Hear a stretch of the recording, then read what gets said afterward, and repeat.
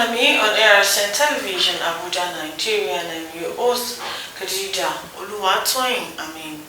This episode of the program is going to be focused on cattle rearing and its economic security implications. This is a matter highlighting that it's a national issue now. The former administration, the past administration, came up with policies in ensuring that this cattle rearing is being done on ranches where we had the Ruga policy, but it didn't really see the light of day as cattle are still being seen, even within the city centers being ranched.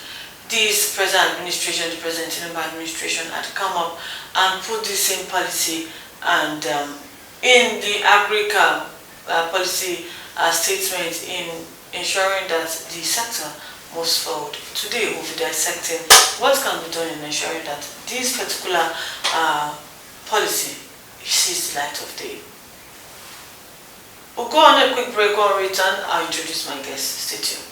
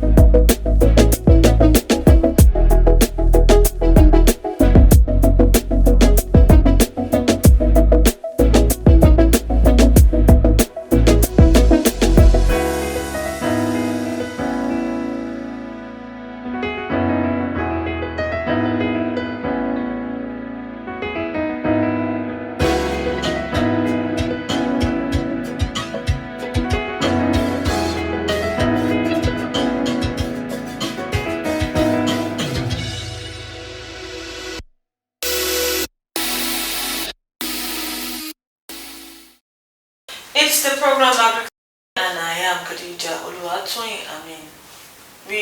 Like I said, we'll be focusing on cattle rearing, its economic and security implication. This is one matter, like I said, that's going on in Nigeria now, with the policies being put in place by the President Boris administration and being seconded by the President Tinubu's administration.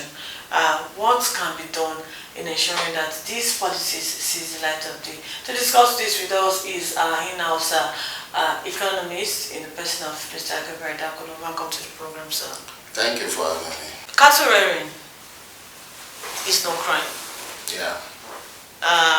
Ranching as well is one way in ensuring that your cattle are number one safe and the rest of it, and of course not encroaching on other people's privacy. In Nigeria, it's not same as we see nomads go around with their activities of rearing and taking their animals around. The past administration tried to see how this trend can actually stop with the creating Ruga communities and ensuring that these herders find themselves staying in these places to fend for their produce. We've heard in different parts of Nigeria, in the east, where state governors have, even in the west, have thought that cattle rearing or herding is a private business, hence should not be used in disturbing other people's peace, especially at a time where Nigeria grapples with its security, with different challenges it is facing. Today, President Tinubu has come back to put this back into his agri policies. How do you think this would work? Actually, these policies are as wonderful as they are. They come from primordial sentiments that could halt or affect the workability of these policies. Most of the nomads that you talked about are pastoralists. They are cattle rearers, to say in literary language, and it has become a tradition of the Fulani people from the north with other people joining them. and the tradition is nomadic in nature that makes them to move from one place to the other to feed their cows, to ensure that they get green pasture, and they don't really mind anywhere the pasture is, whether it's a cultivated farm or whether it's a reserved area. They match the cows there because they believe the cows should get the best. So this, just like you said, has created a lot of friction between the traditional cattle rearers that we call the pastoralists and the farmers, because we discovered that over time, because of this movement of these cattle, you discover that farmland, cultivated farmlands, have run into huge losses because of how farms are destroyed, and it has caused the friction to the extent that it has become a major problem in Nigeria between the cattle rearers and the farmers, and a lot of lives have been lost in the process. So I'm sure because of these tensions, the federal government during the past administration of President Muhammadu Buhari decided to have a ranching system through the Ruga policy, but the policy failed because the understanding of the government in line with the people, not minding the fact that even the president is a cattle rearer himself, and I believe that he was in the best position to be able to bring out a policy that will really nip the security challenges caused by the cattle rearers in the bond. But we have overlooked the traditional nature of the cattle rearers, and that is where the problem is.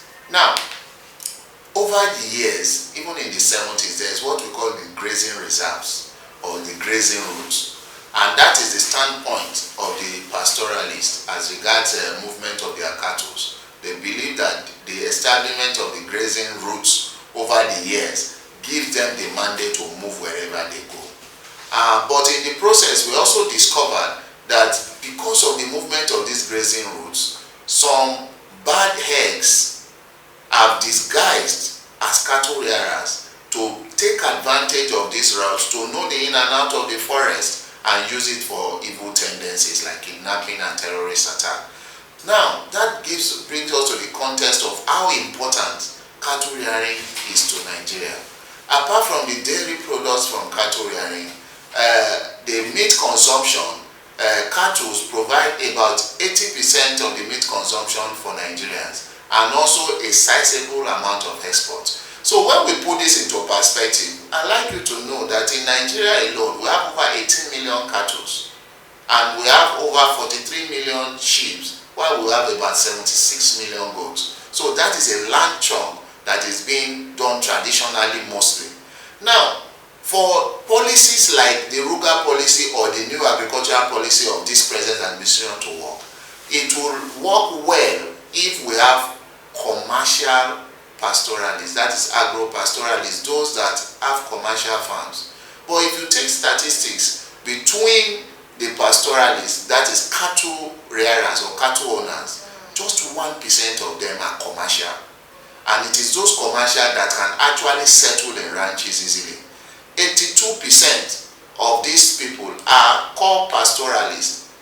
So when we say 82% of over 18 million cattle in the country, it means that we are talking about 16 million or more of those cattle who continue to roam about Nigeria, both in the urban and the rural areas. And we have 70% of them are practicing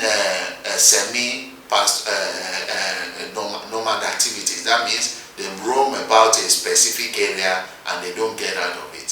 So those are the traditional sentiments that made the Ruga policy to fail, and the attending mistrust by the people.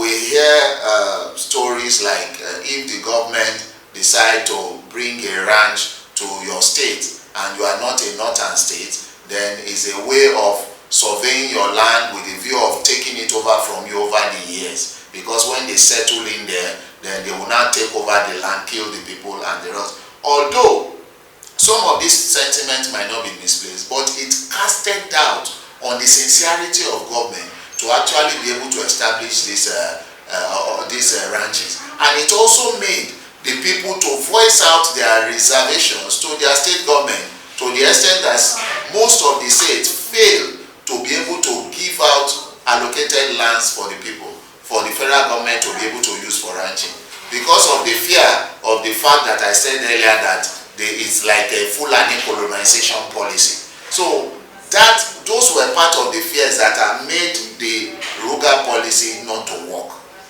But presently, having examined the failure of the Ruga policy vis-a-vis the mistrust of the people and the perceived aggressive nature of the cattle rearers, the pastoralists, we will now see that in the new administration, these policies must be looked at vis-a-vis the economic benefits of the cattle rearers to our country and the attendant security that needs to be maintained for us to cohabit in a peaceful way. Okay. Now with this whole now communities are refusing the Ruga at the ranching. So where do we go from here? Yes, that is where the issue of sensitization also comes in, and the issue of commercial farming also comes in, commercial pastoralist comes in. Now, I tell you for free that those men that you see following those cattle all over Nigeria, in most cases, in 90% of cases, are not the owners of the cattle. They have the perceived owners that sit in a place that gives instruction, that they report to. So most of them are just applicant headers, in the sense that they protect this the cattle for a owner that sits somewhere. So the government needs to get the owners to the table. It's interesting to note that these cattle rearers also have a very strong association in the name MACBAN, that is Cattle Rearers Association of Nigeria. So I see no reason why the government cannot sit down to cross-fertilize ideas on how this new government policy of this new administration can possibly implement a middle point policy as regards ranching.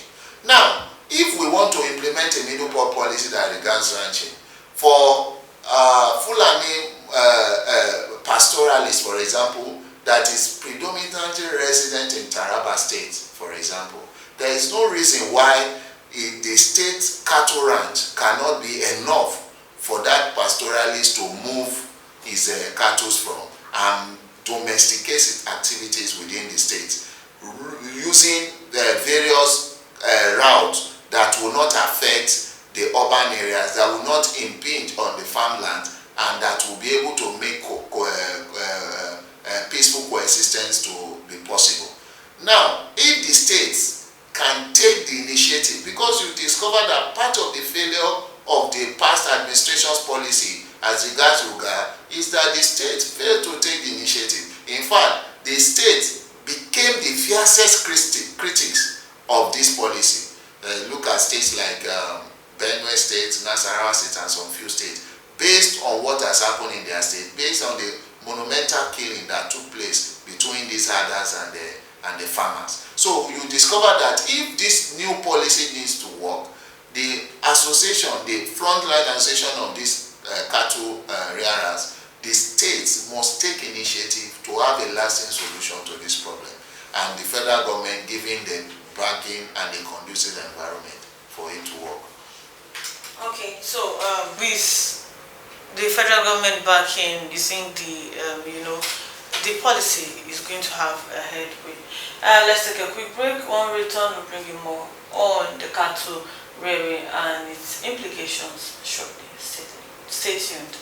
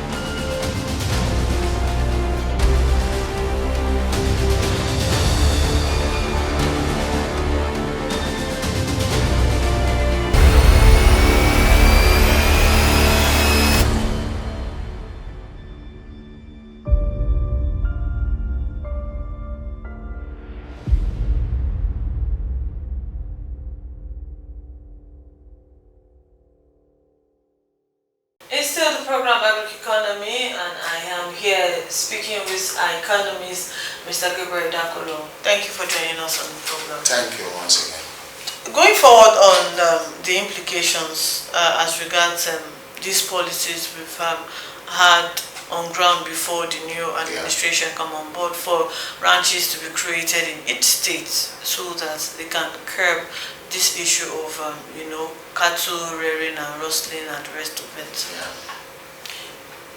Do you see states, because before now we know that so many states kicked against it, citing some of them citing several issues as reason why they do not want, especially when it comes to insecurity. Now, what should be done differently in making this attractive for state government to key in? So actually, the policies of the past administration need to be reviewed as regards the rural policy, to look at the shortfalls, to look at the shortcomings and the perceived fears of the state in a way that this new policy will be able to address it. Now, the states need to have an ownership of the policy of ranching for it to work, because the state is the custodian of the legacy of the people in the state, the indigenes of the state, and the state cannot be aloof to the reasoning of their indigenes. And the state has to spearhead the importance of the policy to their people. They have to give assurances to their people as regards the safety of the policy, as regards the securement of their existence, and as regards the securement of their livelihoods as well. So the states have a larger role to play in this new administration's policy when it comes to ranching. So the government in the federal needs to provide an enabling environment, adequate funding and encouragement to for the states, and also be like a bridge builder between the associations of the cattle rearers and the states. And in states where there are reservations, the government need to come up with assurances that will be seen on ground, that will be perceived to be effective before the states can take it up. Now, when the states are taking ownership, the states has the right to call in the various traditional rulers and the local governments in the states with the matching plan or Marshall plan of how these things will be done. I've seen in Benue State in the past administration where they even have police, or what we call a security outfit, to protect their farmers from clashes with others. If need be, states can have security or neighborhood forces that probably might not be gun carrying, but will provide vital information as regards security when situations get out of hand between cattle rearing and farmers. So the states, we need the buy-in of the states for this new policy to work, with the federal government providing the enabling environment and everyone being brought on board. The other aspect is the active involvement of the association, that the MACBAN now, I think they have two associations, the Mietiala, the active involvement with their members and assurances to their members and bringing the reservations of their members to the table so that it can be resolved. Because you discover that in the past administration, most of the guidelines given by the government was kicked against by Mietiala because they feel that they have not been, their fears have not been brought into play. So this time around, in order not to go about the bush and have another failure in the policy for ranches and the likes, then our views must be looked into in a way to harmonize it with the government's policy to be able to make it to work in conjunction with the states. Yes, the need for all stakeholders to be brought to the fore in ensuring that these policies actually have headway is being brought to the fore as well. I will take a quick break. When we return, the program continues. Stay tuned.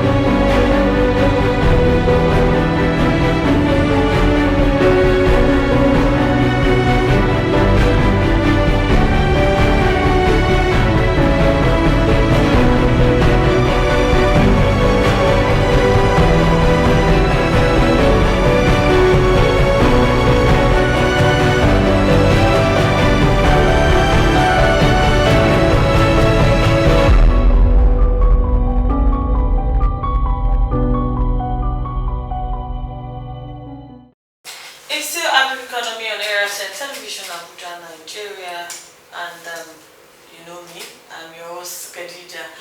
We'll be talking about the cattle rearing and, of course, its implication to the Nigerian economy, looking at security challenges the nation has been facing. And, of course, our guest has talked so much about the topic. He's talked about bringing stakeholders together on the round table so that what happened in the last administration as regards the Ruga community seeing not working come to limelight, where we had the military rejecting all the discussion highlights of the government as regards creating this for their members. They also came up with fears, but these were not allayed. But then now, President Tinubu has come up to say that this is going to be part of policies to drive the agri sector forward. And then our guest has also, advised the federal government as regards bringing them together and ensuring that states are able to fashion out ways this policy can be driven well with so much result. He's talked about having, state security that is going to work with these ranches so that when the laws have been broken and the rest of it. So far, what's your final words for farmers as well as headers before we have these policies come to play? Yes, actually, one thing that I know is of utmost importance is what we call the primordial sentiments that have caused the initial failure of this policy plan. It is believed, and in the last administration, people are saying that, cattle rearing, pastoralist is a private business. Government does not have business in it. Government has a business in any venture when it constitutes a national interest. Cattle rearing is a national interest for Nigeria because the peaceful coexistence of the country depends on it, especially as regards the herders and the farmers, and the peaceful coexistence between the two, because they provide a major source of agricultural input in the country. The farmers provide the food crops for both local consumption and export, while the cattle rearers also provide meat and dairy for both local consumption and export. So there are two important key stakeholders in our agric economy. There are two important key stakeholders in our economy as a whole and as a nation. When we talk about agriculture, taking about 50 or 40% of the employment opportunities in the country. So cattle rearing cannot be left to be a private business without government intervention if we want peaceful coexistence. So it becomes a national interest issue that the government needs to ensure that it works. Thank you very much for shedding light on this topic on the program, sir. Thank you. So you've heard it from an economist.